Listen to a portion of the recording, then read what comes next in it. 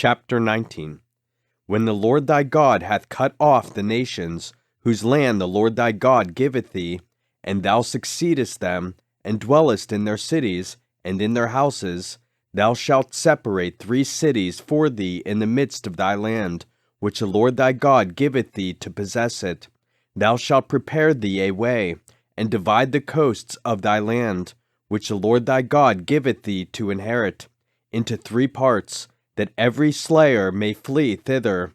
And this is the case of the slayer, which shall flee thither, that he may live. Whoso killeth his neighbor ignorantly, whom he hated not in time past, as when a man goeth into the wood with his neighbor to hew wood, and his hand fetcheth a stroke with the axe to cut down the tree, and the head slippeth from the helve, and lighteth upon his neighbor, that he die, he shall flee unto one of those cities, and live, lest the avenger of the blood pursue the slayer, while his heart is hot, and overtake him, because the way is long, and slay him, whereas he was not worthy of death, inasmuch as he hated him not in time past.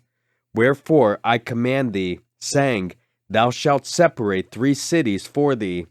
And if the Lord thy God enlarge thy coast, as he hath sworn unto thy fathers, and give thee all the land which he promised to give unto thy fathers, if thou shalt keep all these commandments to do them, which I command thee this day, to love the Lord thy God, and to walk ever in his ways, then shalt thou add 3 cities more for thee, beside these 3, that innocent blood be not shed in thy land, which the Lord thy God giveth thee for an inheritance, and so blood be upon thee. But if any man hate his neighbor, and lie in wait for him, and rise up against him, and smite him mortally that he die, and fleeth into one of these cities, then the elders of his city shall send and fetch him thence, and deliver him into the hand of the avenger of blood, that he may die. Thine eye shall not pity him, but thou shalt put away the guilt of innocent blood from Israel, that it may go well with thee. Thou shalt not remove thy neighbor's landmark, which they of old time have set in thine inheritance, which thou shalt inherit in the land that the Lord thy God giveth thee to possess it.